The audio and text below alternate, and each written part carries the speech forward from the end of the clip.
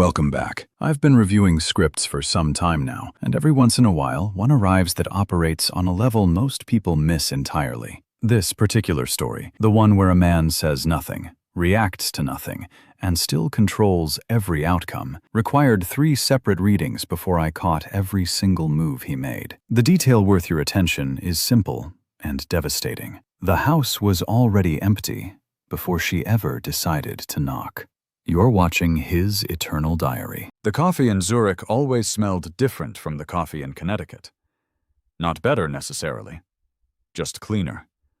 There was no sentiment in it, no memory attached to the particular weight of those beans or the specific temperature at which the machine brewed them each morning. That was the point. Marcus Vane had chosen the apartment in Zurich's Seefeld district precisely because nothing in it reminded him of anything. The oak floors were a shade too light. At the ceilings were lower by 4 inches than what he'd lived with for 6 years. The kitchen window faced east instead of west, which meant the morning light came in at the wrong angle, bleaching the countertop in a way that still, 6 months in, registered as slightly foreign to him. He found that useful. He was standing at that window now, a ceramic cup warming his left palm, his right hand resting loosely at his side, but watching the gray-green surface of the Zurich Sea shift under a thin October wind. Behind him, open on the desk he'd positioned to face away from the view. Because he'd learned not to give himself distractions when he needed to think, was his laptop. The screen showed a split feed from 4 security cameras, all of them mounted at the Connecticut property he no longer legally owned but had arranged, through a very specific instrument of corporate law, to monitor for another 14 months. He didn't need to turn around to know what the cameras were showing. He'd watched it happen in real time, 40 minutes ago, when the notification had pulsed on his phone with the quiet efficiency of a system that had no feelings about what it was reporting. Motion detected. Front approach. He'd looked at the screen, seen the silver Mercedes SUV, the one Daniel had bought her as a wedding gift, which Marcus knew cost exactly $212,000 because he'd seen the purchase run through the business account as a client entertainment expense before he'd removed himself from that account entirely. Pull into the driveway that still had the same gray pavers Marcus had chosen in the spring of the year they moved in. He'd watched Vivian cross. Vivian Ashford now, technically, though the name still processed in his mind with a slight cognitive delay, like a foreign word he hadn't fully absorbed. Step out of the vehicle. She was wearing a camel-colored coat, belted at the waist, and her dark hair was down in the way she only wore it when she wasn't going anywhere professional. She'd walked up the front path slowly, not the walk of someone arriving with purpose. The walk of someone who had practiced what they were going to say and were now rehearsing it one final time. She'd knocked. Then she'd knocked again. Then she'd tried the key she still had. The one Marcus had known she still had and had not asked her to return because he'd had the locks changed on a Tuesday morning in February, 7 months ago, through the property management company whose retainer he'd prepaid for 2 years running, and because the particular expression on a person's face when a key they believe still works, does not work, was a form of information he'd wanted to exist in the world. And he'd watched her stand on the front steps for 4 minutes, the key hanging from her fingers, looking at the door. Then she'd walked around to the side of the house and looked in through the window there, the one that used to face the living room with the stone fireplace and the built-in shelving he'd spent 3 weekends installing himself, while she'd sat on the floor below him, handing up brackets and complaining pleasantly about sawdust in her hair. The shelves were gone, and the fireplace surround was still there, obviously, because you couldn't take a fireplace, but everything else Marcus Vane had ever put in that room was not. The movers had come on a Thursday, worked for 11 hours, and left with a precision that would have been admirable even if it hadn't been planned to the minute. He turned from the Zurich See now and looked at the laptop screen. The camera feed was still active. Vivian was sitting on the front steps, just sitting, and the coat pooled around her on the stone. She was looking at something in her hands. Her phone, probably, though the camera resolution at that distance made it impossible to confirm. Marcus set his coffee down on the window ledge. He looked at her on the screen for a long moment with the same expression he'd been wearing, more or less, for the past 8 months. Composed, quiet, and fundamentally absent of the thing that expression was designed to conceal. Not grief, not anger. Something colder and more architectural than either. He pulled a chair to the desk, sat down, and began to work. He had met Vivian Cross at a conference in Boston. Not the kind of conference where people met in any romantic sense.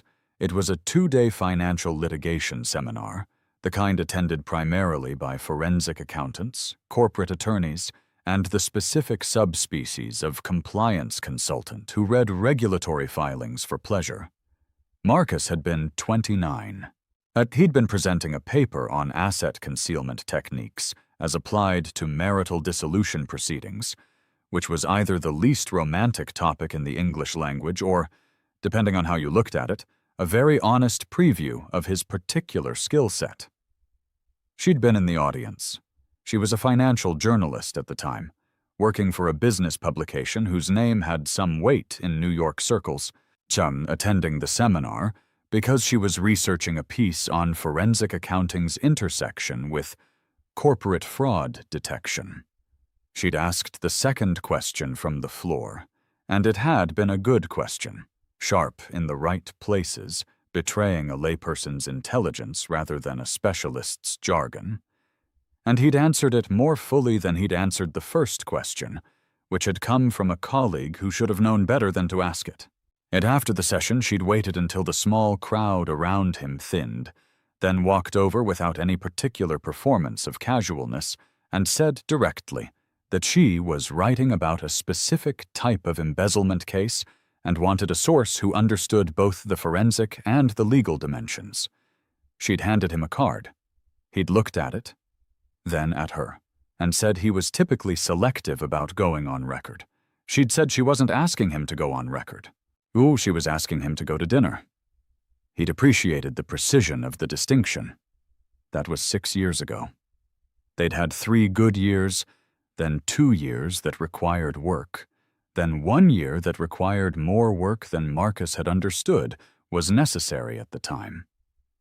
And then it ended, not loudly, not with a single moment he could have pointed to later and said there, that was the break.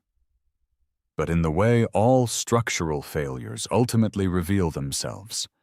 The collapse looked sudden, but the cracks had been forming long before anyone thought to look at the foundation. Daniel Ashford had come into their lives at the end of the 2nd year. He was Marcus's business partner in the more conventional sense.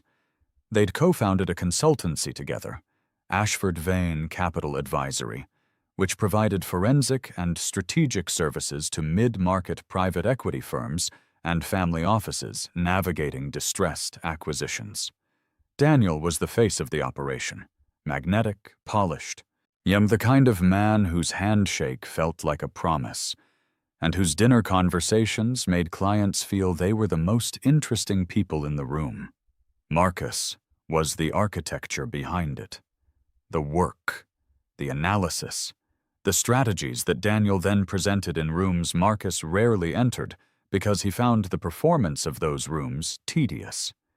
It had been a functional arrangement for 4 years. He'd known about the affair for 11 months before Vivian ended the relationship, and he wanted to be clear about that, at least to himself, sitting now in Zurich with the laptop screen casting pale light across his hands. He'd known for 11 months, and he had said nothing. And he had not been frozen or in denial or any of the other things that might explain that silence if this were a simpler story. He'd known, and he'd begun, quietly, and with the patience of someone who understood that the most durable victories are the ones the defeated party never sees coming, to prepare. Whilst the first indication had not been personal.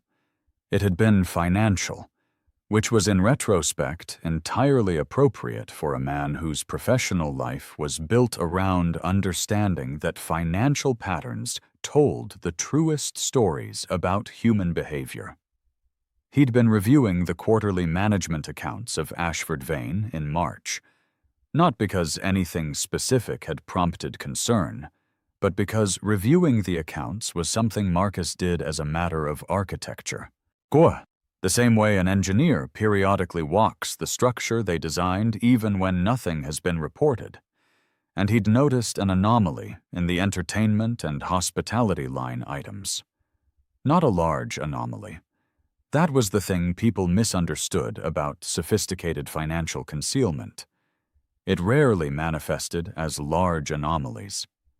It manifested as small ones, repeated with a consistency that the perpetrator believed was below the threshold of notice, of $4,100 in client entertainment, recurring roughly every 3 weeks. The vendor listed was a restaurant group in New York, whose name Marcus did not recognize. He cross-referenced it against their client engagement logs and found no corresponding meetings. He checked the credit card statements and found the charge was always on Daniel's corporate card. He sat with that for 2 days. Then he did what he always did when he had a partial pattern and needed to complete it. He gathered more data without disturbing the pattern in progress. He ran a quiet trace on the restaurant group.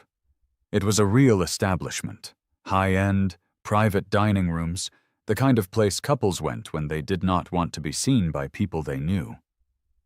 He obtained through a contact in the restaurant's accounting firm who owed him a professional courtesy and a general description of the booking pattern associated with the corporate account.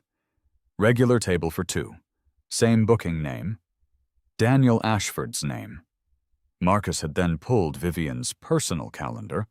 They'd shared a digital calendar for 4 years, a domestic convenience neither of them had ever thought to question, and looked at the dates. The correlation was not perfect, which was what had kept him still for a moment before the arithmetic completed itself. She used a secondary calendar. Clearly. One he wasn't shared on. He knew this because he'd already run the overlap and found that on 7 of the 11 dates the restaurant charges appeared, Vivian's primary calendar showed her as in transit or working late, or simply blank. He'd closed the laptop. He'd stood in the kitchen of the Connecticut house, the same kitchen whose window now looked out at nothing because the curtains he'd chosen had been removed and packed, and he'd drunk a glass of water. Then another. He'd felt something move through him that he did not give a name to. It was too structured to be grief, and too quiet to be rage. It felt, if he were to describe it accurately, like the moment in a forensic investigation when the data stops being ambiguous and starts being conclusive. The feeling was not satisfaction exactly. It was closer to the particular stillness that follows a very long question, finally becoming an answer. He did not call Daniel. He did not confront Vivian. And he did not change his behavior in any way that would signal the alteration that had occurred inside him. What he did the next morning was call Reese. Reese Calloway had been Marcus's attorney in the professional sense for 6 years, but in the more accurate sense, he was the one person in Marcus's life who understood both the forensic and the strategic dimensions of the way Marcus operated. They'd gone to law school together. Marcus had left practice after 5 years to move into advisory work, while Reese had stayed and become, quietly, and without any of the publicity he could have generated if he'd wanted it, one of the most effective corporate attorneys in the Northeast. He worked out of a second-floor office in New Haven that looked like it belonged to a mid-level family law practice and had the functional output of a major firm's M&A department. Marcus had driven to New Haven on a Thursday morning and arrived at Reese's office before his first appointment. And he'd sat across from Reese at the cluttered desk, papers everywhere, 3 different colored sticky note systems operating simultaneously, a coffee from a diner down the street that Reese drank cold every morning because he always forgot about it, and explained what he'd found and what he suspected with the same cadence and structure he'd use presenting findings to a client. No emotional texture, just the data and its implications. Reese had listened without interrupting, which was a professional habit Marcus had always valued in him. Then he'd said, "You want to know your exposure?" "I want to know my options." Reese had taken a legal pad and started writing, not for Marcus's benefit. Reese always thought with a pen in hand. "Okay, the business first, because that's actually the most important piece. You've got the operating agreement from when you incorporated. What does it say about dissolution?" "Standard buy-sell provisions. And either partner can trigger a buyout at a formula valuation based on trailing 12 months' revenue." "Who drafted it?" "I did." Reese had looked up from the pad. "With the standard carve-outs?" "With the specific carve-outs we discussed in 2019 when I came to you about updating the structure." A small smile had moved across Reese's face, the particular expression of a man who appreciated professional foresight. "Well, the ones that allow you to trigger the buy-sell, but defer the payment obligation for 18 months if you can demonstrate a material breach of the partnership's fiduciary duty." "Which is what's been happening." "What's been happening," Reese said, "is that Daniel has been using the business account for personal expenses. That's a clear fiduciary breach. Whether it's also something else depends on the amounts and the pattern." He tapped the pen against the pad. "How much are we talking? A total?" "I pulled everything this morning before I drove here. If the restaurant charges are what I think they are, and I run the same analysis on the other anomalous line items, there are 4 other recurring items that don't have corresponding client records. We're looking at somewhere between $80,000 and $115,000 over 2 years. The pen stopped tapping. "That's not an accounting error." "No, that's embezzlement." "That's embezzlement," Marcus confirmed, yet with the same tone he'd use confirming a quarterly figure. What followed was a 4-hour conversation that Marcus afterward always characterized simply as the meeting where the architecture was designed. Reese walked through the corporate structure, the personal assets, the real property, the investment accounts, the exposure on every side. He was meticulous in the way that only people who had spent their professional lives watching other people's failures of preparation could be meticulous. Dusut he found 3 things Marcus had not anticipated, which was why Marcus paid him. He also confirmed 12 things Marcus had anticipated, which was why Marcus had called him. By the time Marcus drove back to Connecticut, he had a structure. Not a plan, exactly. Plans were reactive documents, and what Marcus had built with Reese was not reactive. It was anticipatory. It was a framework designed to function correctly regardless of how the other parties behaved. Because the most durable legal and financial strategies were the ones that didn't require the opposition to make a specific mistake. They simply required time and the consistent application of correct mechanics. He'd gone home that evening. Vivian had made pasta. He'd eaten 2 servings and told her it was excellent, which it was. They'd watched something on television, a documentary about deep-sea architecture, which she'd chosen and which he'd genuinely found interesting. And when they went to bed, she'd fallen asleep with her head at the edge of his shoulder, in the half-arrangement that had been their default for years, and he'd lain awake looking at the ceiling for approximately 20 minutes before his own professional discipline asserted itself, and he filed the emotional weight of the evening in the appropriate internal space and closed his eyes. He slept 7 hours. And he always slept well when he was working. The legal and financial restructuring took 4 months. Marcus moved through it the way he moved through any forensic engagement, methodically, without urgency, and without announcing his intentions through the sequence of his actions. The first instrument he executed was the most important one. Under the Ashford Vane operating agreement, the one Marcus had drafted in 2019 with Reese's input, which Daniel had reviewed for approximately 40 minutes before signing, because Daniel trusted Marcus's legal work in the same comprehensive way that people tend to trust the expertise of those they are simultaneously betraying. The partnership structure included a provision that allowed either partner to convert their ownership interest into a separate holding entity without triggering a dissolution event, was provided the conversion was completed before either partner had issued a dissolution notice. It was a provision that served a legitimate tax planning purpose and that Daniel had nodded at when it was explained to him, and then entirely forgotten. On a Tuesday afternoon in April, Marcus transferred his 49% ownership interest in Ashford Vane Capital Advisory into a Delaware Series LLC that Reese had incorporated 3 weeks earlier. The LLC was owned by a trust, yet the trust's beneficiary was Marcus. The structure was not designed to hide assets.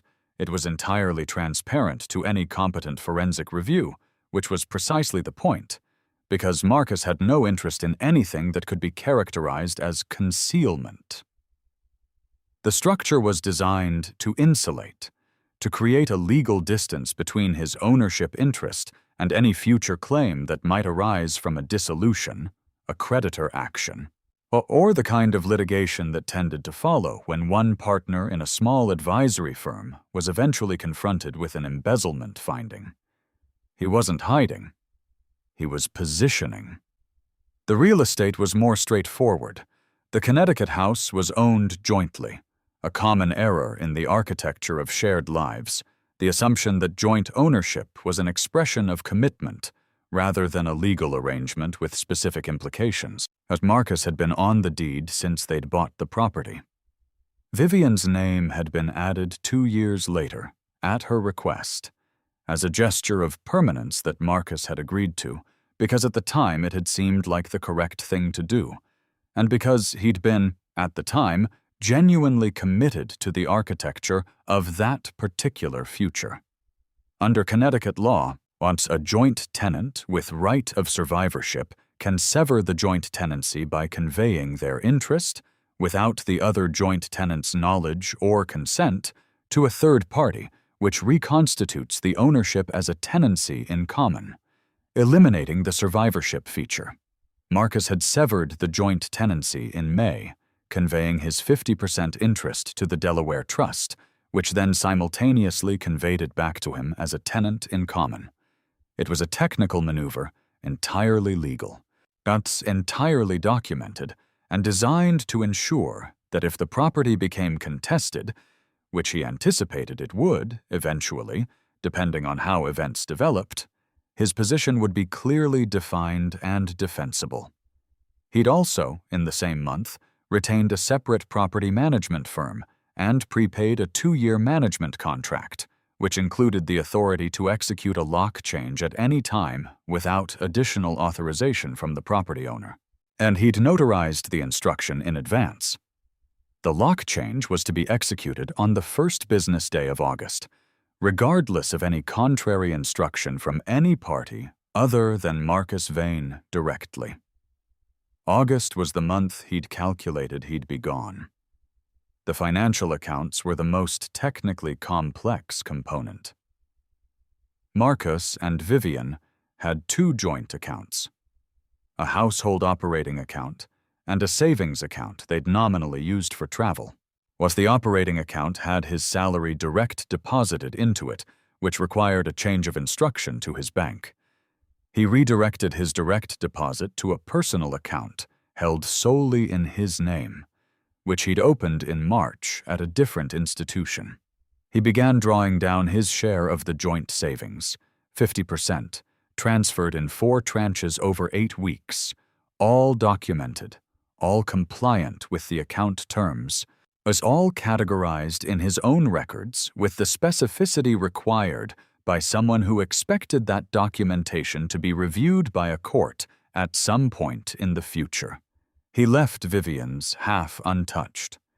This was not generosity. This was calculation.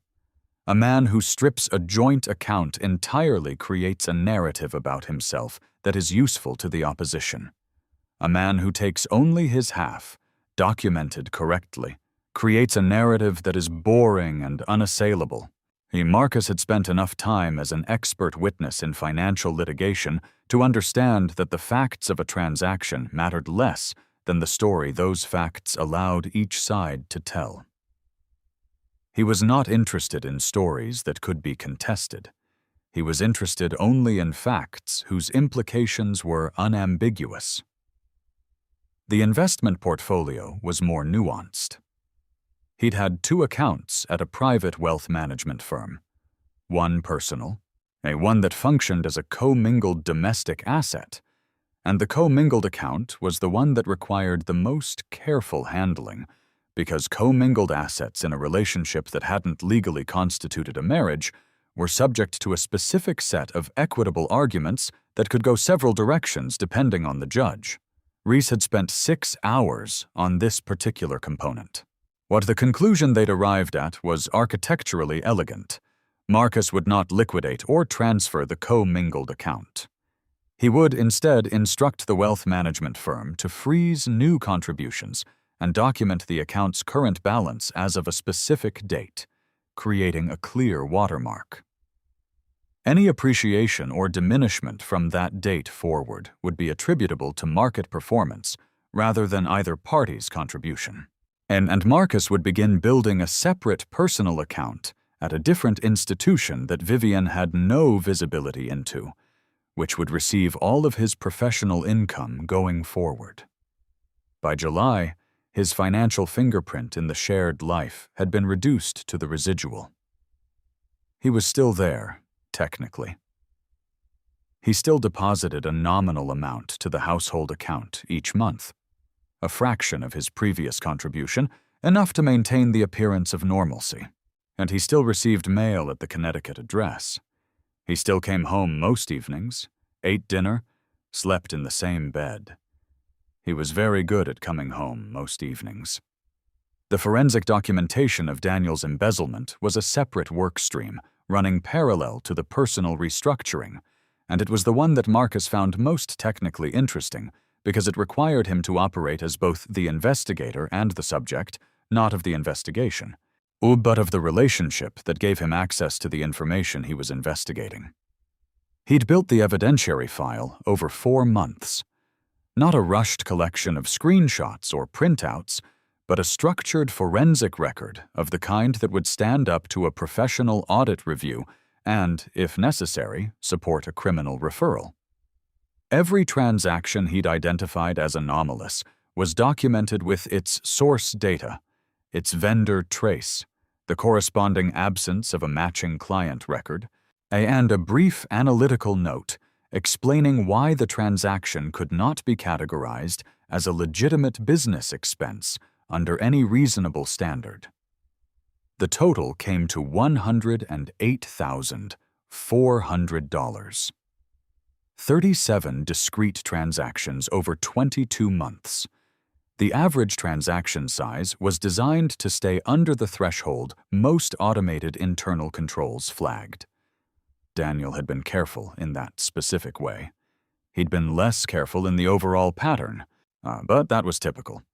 People who committed financial misconduct were almost always careful about the trees and completely blind to the forest. Marcus had documented the forest. He'd also, and this was the part he considered the most structurally interesting piece of the work, obtained independent corroboration for 6 of the transactions. Not by asking anyone, not by involving anyone who might speak to Daniel or Vivian before he was ready, but by pulling publicly available records, reservation confirmations that had been forwarded to the business email account, expense report attachments that Daniel had filed without redacting location data from the metadata, a vendor invoice that had been paid and then disputed, and whose dispute correspondence was accessible through the business account portal. He'd assembled the complete file and given a copy to Reese in June, with a cover memo that said only, To be filed with the relevant authorities upon my instruction. No action until I instruct. Reese had looked at the file for 20 minutes, then looked up and said, "When do you want to instruct?" "After the wedding." "Why after?" Marcus had thought about how to answer that accurately. "Because I want the structure of his life to be fully committed before the foundation is removed. If I move now, he can extricate. If I move after, he can only fall." Reese had nodded slowly, in the way he nodded when he was deciding not to ask the follow-up question. "And Vivian?" "I want her to be in the house when it burns," Marcus said, "not standing outside deciding whether to go in." He'd meant it financially. He wanted Vivian to have already legally and publicly committed to Daniel Ashford, to have married him, to have her name on the documents, but to have whatever social and financial calculations she'd made be fully executed, before the information about what kind of man she'd made those calculations about became available. Not because he wanted to destroy her, because he wanted her to be the one living with the consequences of her own arithmetic. The engagement was announced in May on a social media platform that Marcus had always found theoretically interesting as a behavioral artifact. Just the photograph was predictable. The ring in the foreground, their faces slightly blurred behind it in the way that was intended to look spontaneous and had clearly been staged, the caption the kind of sentence that communicated nothing specific while performing a great deal of public emotion. Mutual friends sent Marcus messages. Some were awkward. Some were more awkward. A few were precisely calibrated attempts to determine how Marcus was taking it, which he recognized as a specific social genre and appreciated for what it told him about the sender's loyalties. He replied to all of them with sentences of between 15 and 30 words.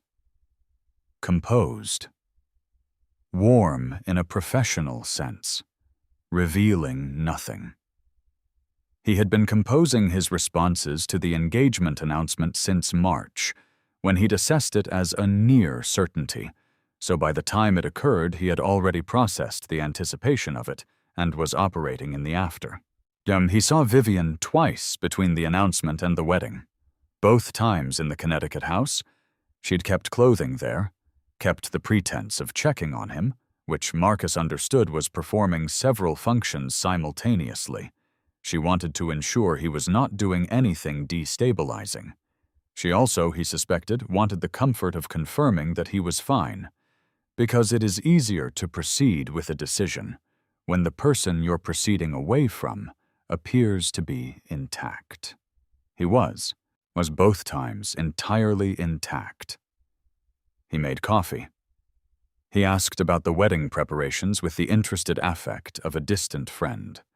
He listened to her answers with his full attention, which had always been one of the things she'd said she valued about him. That when Marcus listened, he actually listened, not in the performative way of someone waiting for their turn, but in the focused way of someone who intended to use what they heard.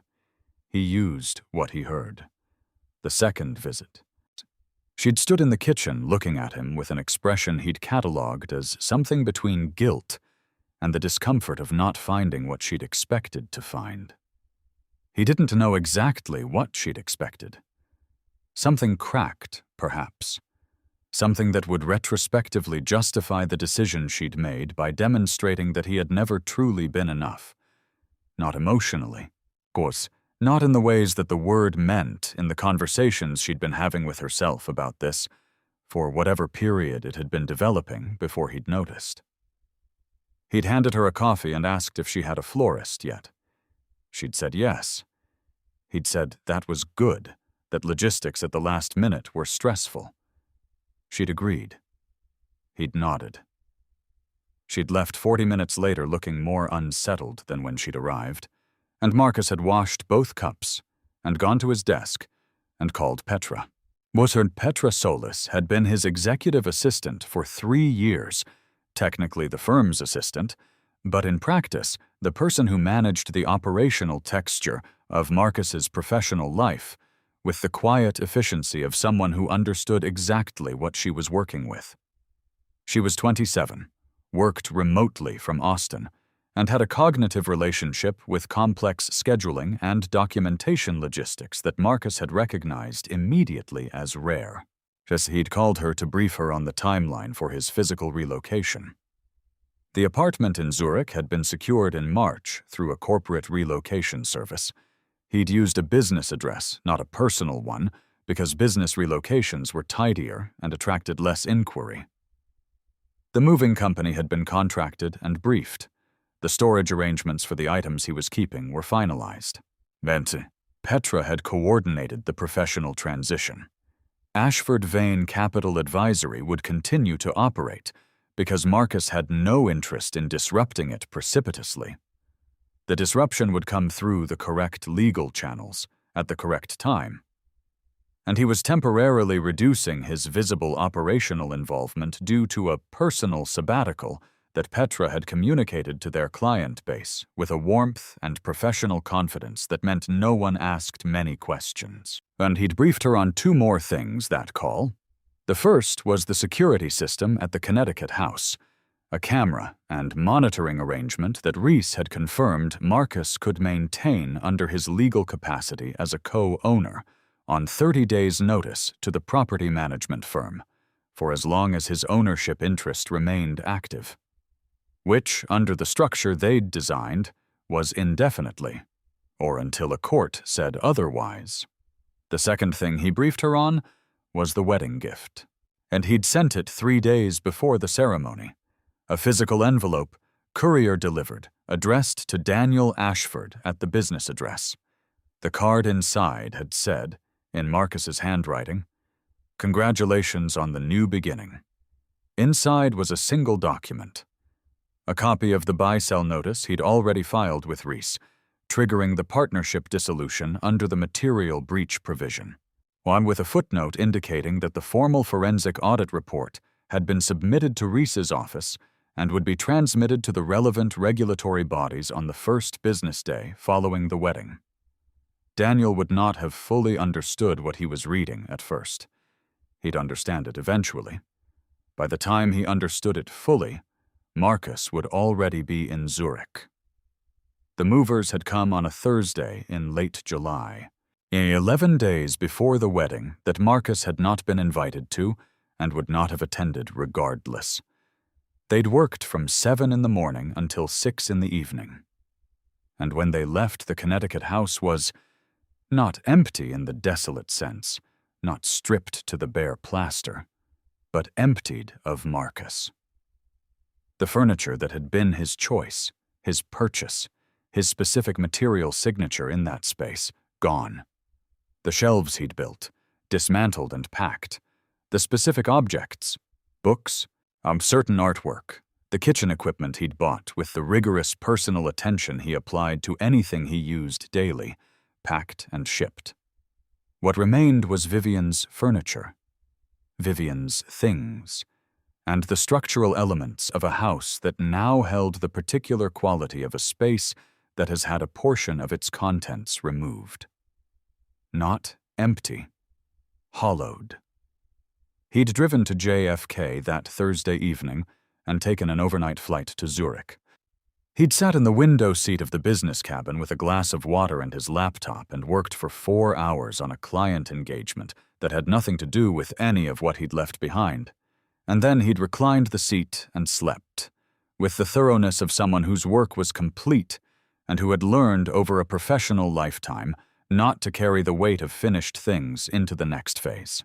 As he'd landed in Zurich on a Friday morning when the Alps were doing something particular with the low autumn light, making the whole approach into the city look like a painting executed with somewhat theatrical ambition, and he'd taken a cab to the apartment in Seefeld and stood at the window facing the Zürichsee, and felt, very precisely, nothing that he needed to manage. The wedding was on a Saturday in early August, 12 days after Marcus left the country. And he knew this because Petra monitored the social media coverage with the detached efficiency of someone running a media tracking report, which is how she had characterized the task in her time billing system. She'd sent him a summary email on Sunday. Event appeared to proceed as planned. Approximately 240 guests. Venue was a restored estate property in Litchfield County. Coverage consistent with expectations. Marcus had read the email, filed it, and called Reese. The filing goes today, he'd said. I already sent it, Reese said. Technically, it went at 9 this morning, when the SEC's online submission system opened. The forensic report and the full documentation? Everything. 122 pages. I also transmitted a copy to the compliance officer at their primary institutional client, because the terms of that client's engagement contract include a self-reporting obligation for any partner-level fiduciary issue. A pause. That one will take a few days to filter through. The SEC acknowledgement came back within the hour. Marcus had said thank you and ended the call. He'd made coffee. Zurich coffee. Clean and present tense, and sat at the desk he'd positioned away from the view and continued working. The institutional machinery of a financial misconduct investigation has its own temporal architecture, which Marcus understood precisely. The SEC receipt was an acknowledgement, not an action, and the action would come after their internal review, typically 4 to 8 weeks, for an initial assessment of whether the matter warranted a formal inquiry. The parallel track, the civil litigation that would arise from the partnership dissolution and the buy-sell trigger, would move slightly faster because it had a private party driving it rather than a regulatory body. Reese filed the civil suit 3 weeks after the wedding. As the suit named Daniel Ashford individually and Ashford Vane Capital Advisory, LLC, as defendants, alleged breach of fiduciary duty, misappropriation of partnership assets, and sought damages of not less than $340,000, which included the documented embezzlement amount, Marcus's estimate of the business value diminishment attributable to Daniel's misconduct, and legal costs. It also triggered the formal dissolution process and the buy-sell mechanism, which required an independent valuation of Marcus's partnership interest. The valuation, conducted by a firm that Reese retained and that had no relationship with Daniel or any of his professional contacts, came back at $820,000. Under the operating agreement's material breach provision, the one Marcus had drafted with the specific carve-out that allowed the payment obligation to be deferred for 18 months if a fiduciary breach was demonstrated, Daniel was required to pay Marcus his full valuation amount within the 18-month window or face a default judgment. Daniel did not have $820,000 in liquid assets. As Marcus knew this because he'd reviewed the company's accounts in detail before structuring the valuation formula. What Daniel had was a mortgage-encumbered house in Westport, the silver Mercedes SUV he'd given Vivian, a personal investment account that Marcus estimated at $300,000 based on several years of observing Daniel's spending relative to his income, and his share of the ongoing revenues of a consultancy that was now in formal dissolution proceedings and whose primary institutional client had, 11 days after the SEC filing, quietly placed the firm on administrative hold pending the resolution of the compliance inquiry, which meant the revenues had stopped. He'd been in Zurich for 6 weeks when the first call came from Vivian. It came to his personal phone. The same number she'd always had for him, because he hadn't changed it. And he'd looked at the screen when it lit up, held it for the 4 rings it took for the call to go to voicemail, then listened to the message. Her voice had a quality in it he hadn't heard before. Not distress, exactly. She was too composed for that, too practiced at controlled presentation, but a tightness that his ear registered as the sound of someone who has recently received information that has altered the architecture of what they thought they were standing on.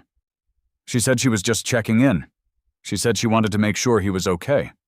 She said she'd stopped by the house, and it looked like he'd moved some things out. And she just wanted to make sure everything was all right.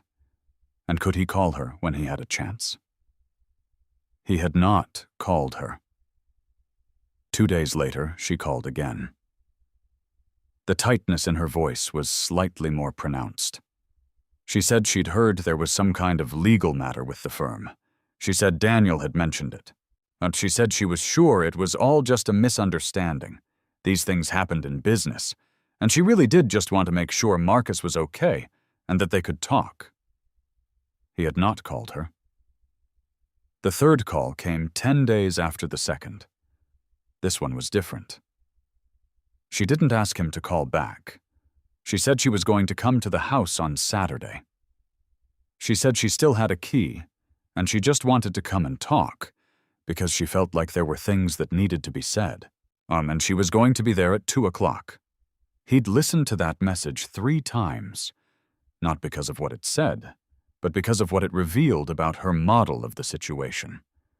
She believed the house would still be full. She believed she would arrive to find the evidence of his continued presence, his books, his shelves, his particular material density in a space, and that the conversation she was rehearsing would take place in a context that confirmed, at least ambiguously, some version of continuity. She still had a key. She was going to come. He'd thought about that for a long time, in the way he thought about strategic inflection points, not with calculation exactly, because the calculation had been complete for months, but with the particular attention he gave to moments that would be, for all parties, definitional. He'd confirmed with the property management firm that the locks had been changed in August as instructed. He'd confirmed with Petra that the security camera system was active and recording. He'd confirmed with Reese that his status as co-owner was still legally active and that his decision not to be present was consistent with his property rights. Then he'd arranged his Saturday in Zurich. A long run along the lake in the morning. A lunch at a restaurant near the university district that he'd been meaning to try since his first week. Some work in the afternoon. In at the desk that faced away from the view. He'd be at the desk, probably, when she arrived. She arrived at 2:07 on a Saturday in October.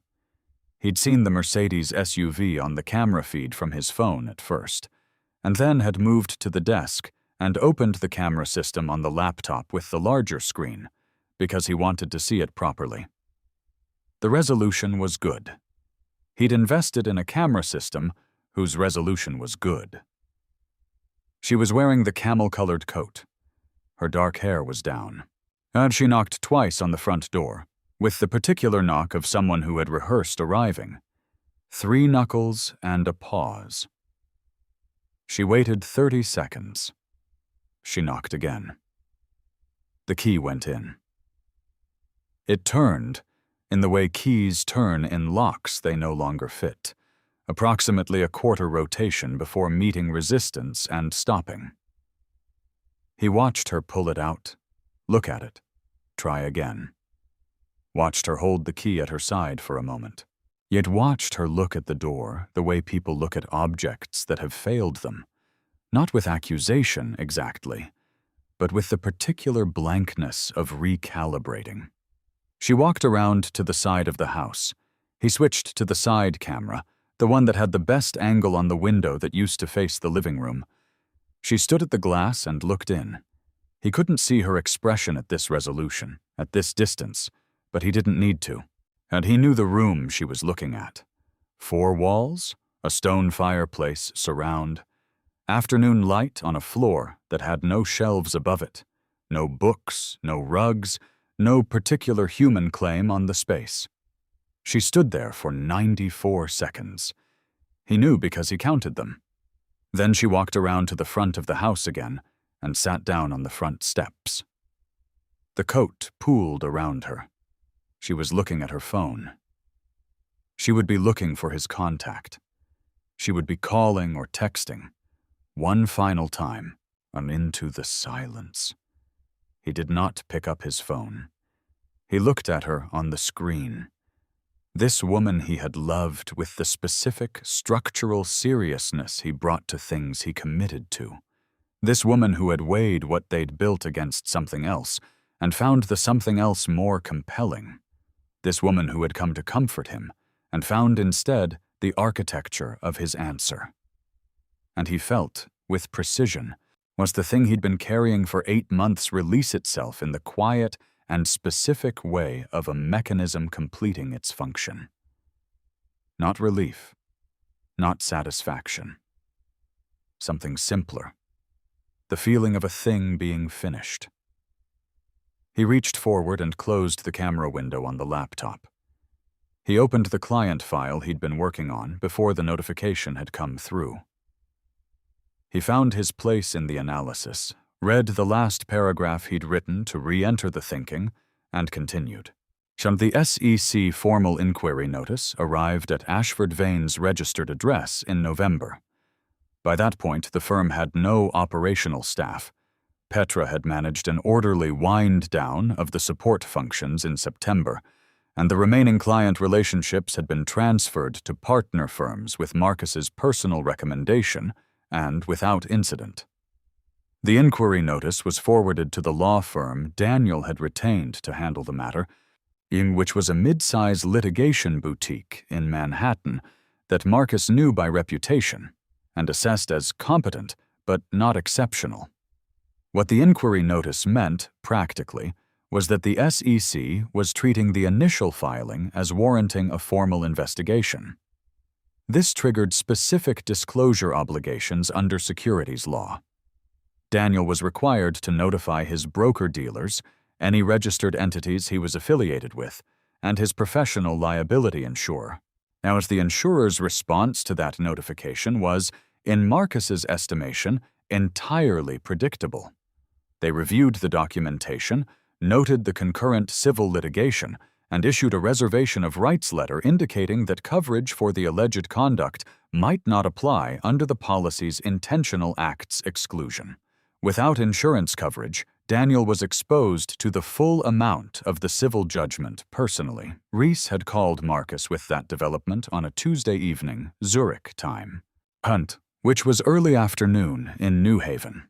Marcus had been making dinner, a pasta dish, because it was one of the things he'd always genuinely enjoyed cooking, the specific attentiveness required to time multiple components correctly.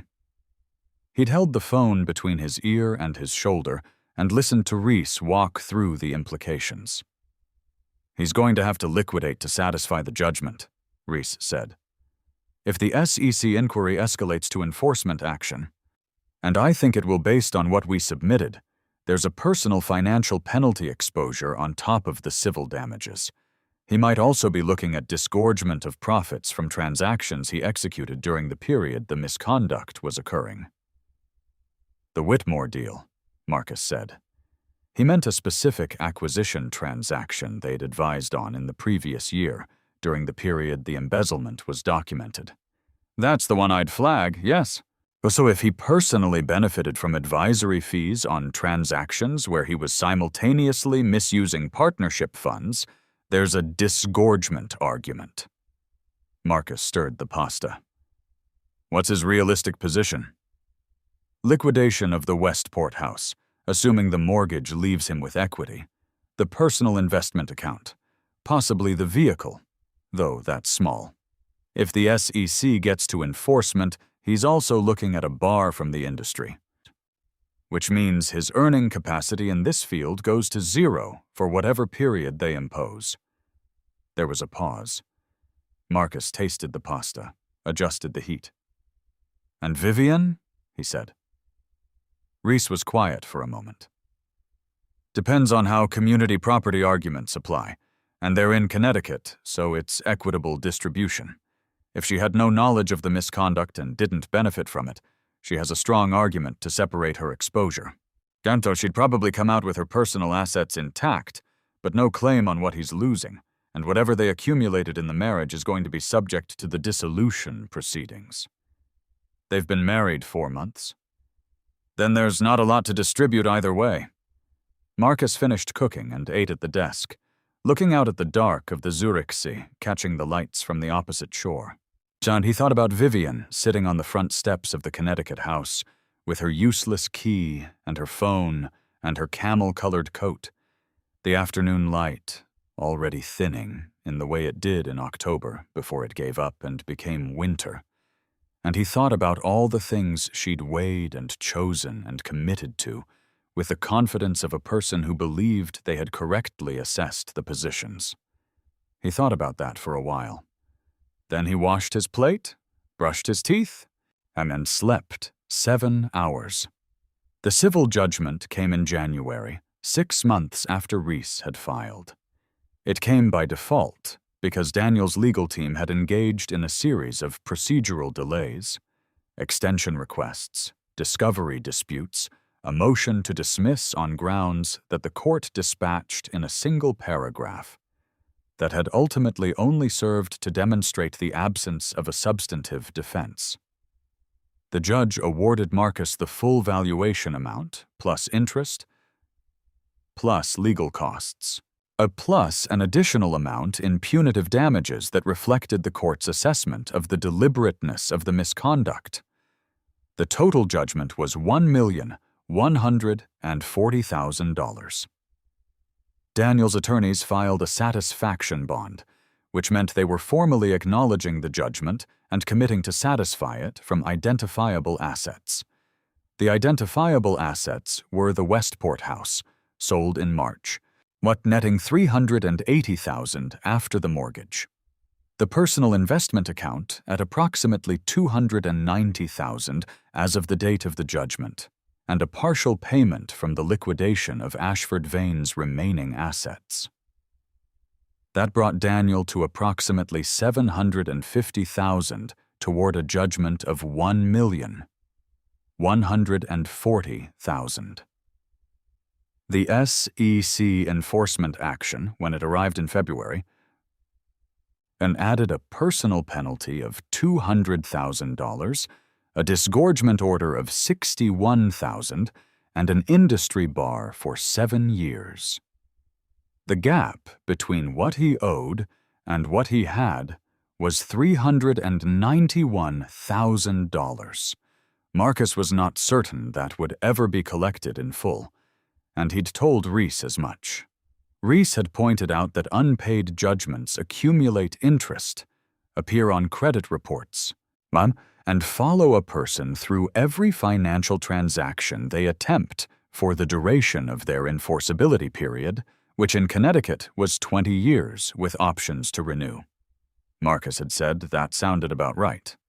In March, Marcus was in London for 4 days on a client engagement, a private family office navigating a complex acquisition with disputed ownership representation in one of the target's subsidiaries, which was the kind of problem he'd always found more interesting than it was fashionable to admit. He was staying at a hotel near Mayfair, a place with small rooms and good coffee and a reading room off the lobby that he used in the evenings, and he was in the reading room on his second evening when his phone showed a message from a number he recognized as Vivian's. He looked at it for a moment before opening it. She'd written, "I know you're not going to respond to this. I don't really need you to. I just want you to know that I understand what happened. Not all of it, but enough. And I want you to know that I don't think I deserved the version of this that I got. Even if I deserved some version of it, I hope you're somewhere good." He read it 3 times. Not because it required 3 readings, because he was giving it the attention it was owed. Then he set the phone face down on the table and looked at the reading room. Its dark wood shelves, its lamps with their particular warmth, the couple across the room who were sharing a bottle of wine and reading separate books and not talking and looking entirely comfortable with that arrangement. He thought about what she'd written, about the specific grammar of it, the way it was constructed, not an apology exactly, not a justification, but a kind of inventory. "I understand what happened. Not all of it, but enough. It was, he thought, and the most honest thing she'd said to him in perhaps 2 years, and it was said into a void she'd correctly assessed he wouldn't answer. He considered whether it changed anything. He held the question with the professional seriousness he applied to questions that deserved it. It changed nothing in the external architecture. The judgment was entered. The dissolution was complete. His financial position was intact, and, given the settlement proceeds and the professional income he'd continued to build through the Zurich operation, considerably stronger than it had been when they'd shared a kitchen in Connecticut. His professional life had continued its quiet accumulation of complexity and expertise, undisturbed by any of the events of the past year. But he held the message a moment longer before he picked the phone back up, because Vivian had been, before she'd been anything else, the person who'd handed him coffee cups at a conference and asked a good question from the floor and then said precisely what she meant when she handed him her card. And whatever had happened to that person, the pressures, the calculations, the slow accretion of dissatisfaction or ambition, or some feeling she'd never been able to articulate to him clearly enough, she'd been real. The early years had been real. He was not the kind of man who revised history in the service of current feeling. He'd loved her. He'd loved her correctly, with the specific commitment and attention that was his nature, and she had weighed that love against other things and chosen differently. He could hold that as a fact without it requiring either forgiveness or continued bitterness. He was not a man who did bitterness. Bitterness was the emotional equivalent of paying interest on a debt you'd already settled. He picked up the phone and typed 4 words. "I'm somewhere good." "Yes." He sent it. Sure. He set the phone down. He went back to the client file he'd been reviewing before her message had come through and spent another 40 minutes on the ownership representation question before deciding he needed to sleep on the structure before committing to a recommendation. He slept on it. He woke up the next morning with the structure clear in his mind, the way things always became clear after he'd given them time to settle, and he wrote his recommendation before the hotel's coffee had finished brewing, in the clean, early light of a London morning that held nothing he recognized and required nothing from him except his best thinking. He gave it that. The Connecticut house sat on the market for 7 weeks before it sold. Marcus had instructed the property management firm to list it in April. His co-ownership made this legally straightforward, and had engaged a real estate attorney in Hartford to manage the sale proceedings. The property attracted 3 offers, the highest of which was 4% over asking, which the Hartford attorney characterized as a strong result for the current market. Marcus had agreed. He'd instructed the attorney to accept and close as quickly as the buyer's financing allowed, and he'd received his 50% share of the net proceeds after the mortgage satisfaction, the agent's commission, the attorney's fees, and the property management firm's outstanding balance in the form of a wire transfer to the Delaware Trust account in May. The amount was $472,000. He had not told Vivian he was listing it. She had received notice, as required, from the real estate attorney in her capacity as co-owner, and she had chosen not to contest the sale. He didn't know whether that was because she'd consulted an attorney who told her contesting it would be expensive and unlikely to succeed, or because she'd made some quieter calculation about the cost of continuing to fight against someone who had already demonstrated the specific character of his preparation. He didn't particularly need to know.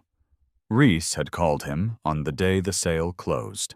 "Congratulations on the clean exit from the Connecticut chapter," he'd said, in the dry tone he used when he was being genuinely warm. Marcus had said, "I never particularly liked Connecticut."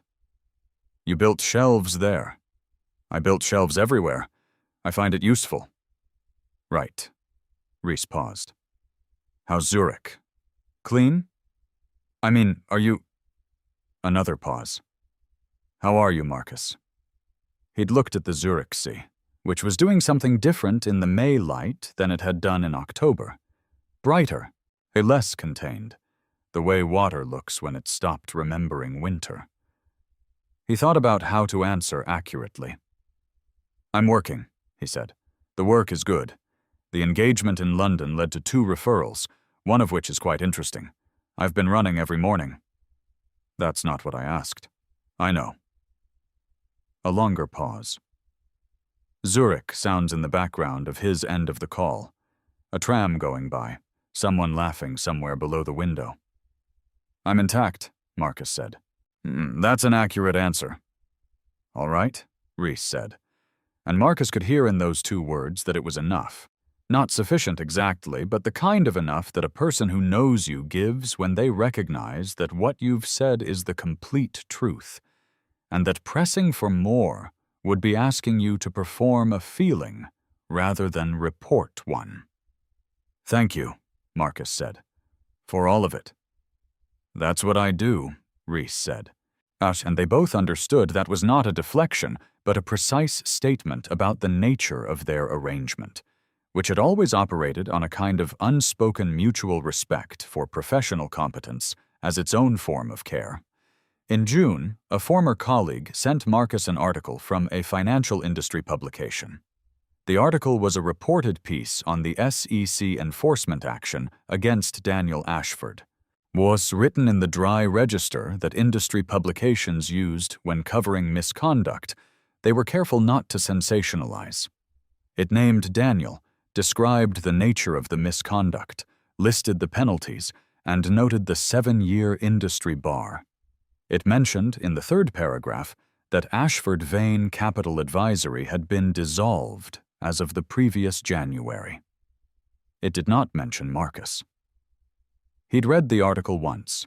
He returned it to the email thread with a brief note to his colleague, "Thanks for sending," and filed it. Later that evening, he'd been running along the Zurich Sea in the particular June light that made everything around it look slightly more deliberate than usual.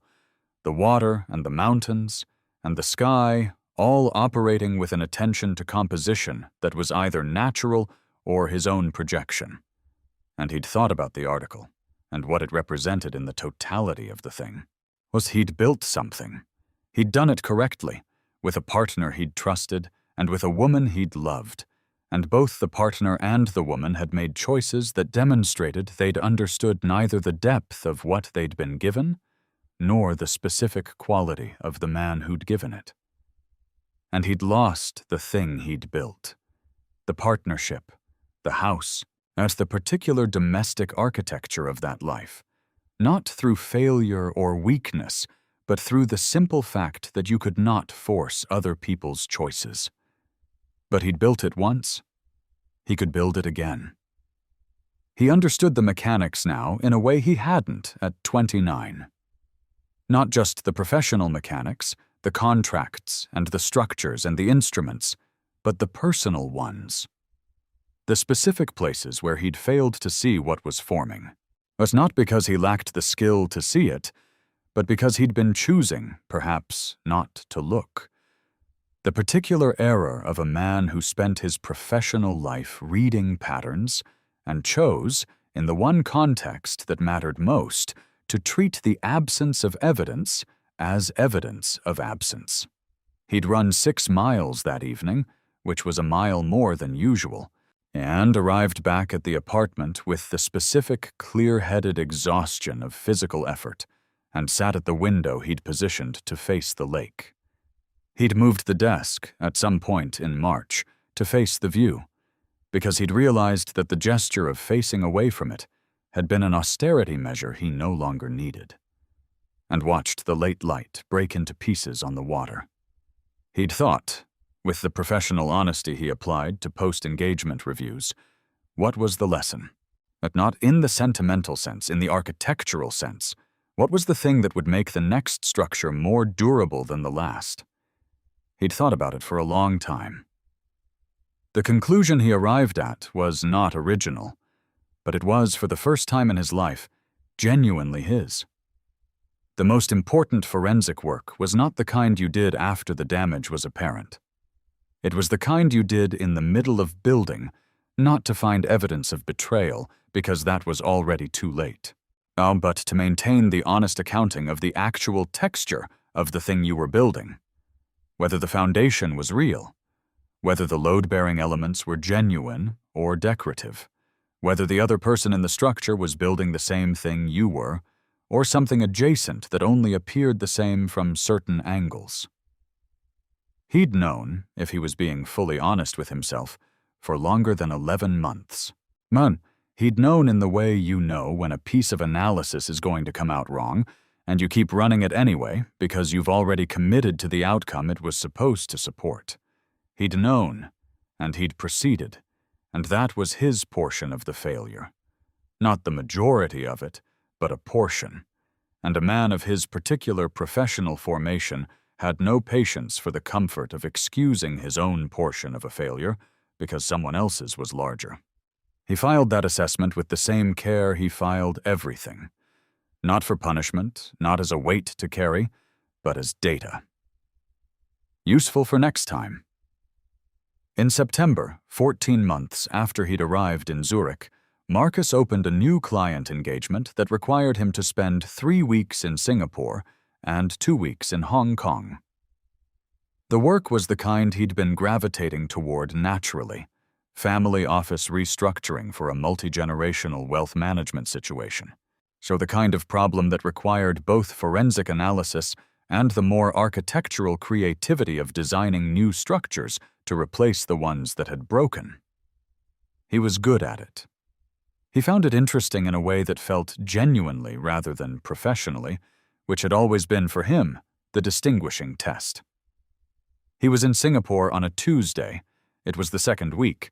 The work was in a productive phase, and the kind of middle period where the problems were clear enough to be solvable and not yet so clear as to be mechanical. When he had dinner with a colleague, a woman named Sable Kwan, who ran a boutique advisory firm in Seoul that overlapped with his work in a few specific areas.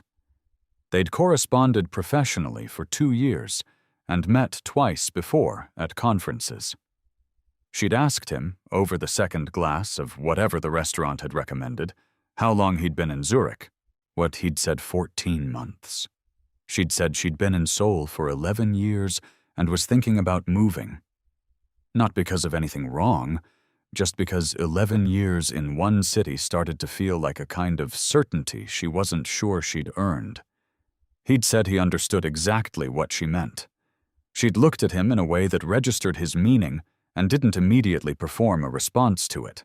And he'd found that specific restraint, that willingness to receive what was said without immediately converting it to something else, more interesting than he'd been prepared for. They'd talked for 3 hours. About work, mostly, the specific problems they were each finding interesting, the structural approaches that were evolving in their respective practices, the particular ways that family wealth behaved differently from institutional wealth and required a different quality of attention. And about other things. She'd grown up in Busan and had an older brother who was an engineer and a father who'd been a fisherman and who'd told her once that the ocean was honest in a way that made everything else look like a performance. Marcus had said, "That's exactly the right way to describe it." She'd smiled, and it was a specific kind of smile, not the social kind, not the performance kind, but the kind that meant something had landed. They'd said good night at the restaurant door, shaking hands in the professional way that had no weight other than its own correctness, and walked in different directions into the Singapore night. On the flight back to Zurich 3 weeks later, over the dark of the Indian Ocean with the cabin quiet around him, Marcus had thought about the dinner, and about Sable Kwan, and about the particular quality of a conversation in which both people were speaking directly and receiving directly, and neither was performing anything for the other's benefit. But he'd thought about what it would mean to build something again with that quality of material at the foundation. He'd thought about this for a long time, with the patience and the professional honesty that were the two things about himself he was most certain of. And when the cabin started to lighten with the eastern approach, and the flight attendant came around with coffee, he accepted the cup and looked out the window at the edge of the morning coming up over the Arabian Peninsula, cold and definite, like a deadline that had nothing to do with failure and everything to do with what came next. He drank the coffee. He opened his laptop. He began to work. Reese called him on a Thursday in November, a year and 4 months after the Connecticut house had emptied, a year after the civil judgment, 8 months after the sale had closed, and said, "I heard from Daniel's attorney. He's proposing a settlement on the outstanding judgment balance." "How much?" $200,000. Cash, immediate transfer, structured as a full and final settlement. The remaining balance was $391,000. The proposed settlement was $200,000. The gap was $191,000. Marcus thought about it for approximately 15 seconds. "Tell them $190," he said. "Full documentation of all assets disclosed in the discovery process, certified under penalty of perjury as a condition of settlement. And a clawback provision if any undisclosed asset is identified within 5 years. The clawback provision will be the sticking point." "Yes," Marcus said. "That's why it's in there." There was a brief silence. "You think he has undisclosed assets?" "I think a man who embezzled $108,000 over 22 months in amounts specifically calibrated to avoid detection thresholds had a reason to believe he'd need a reserve. And I think the reserve existed before I found the embezzlement. I think it's been very carefully positioned." He paused. "The clawback provision is the instruction to whoever advises him next that I am watching."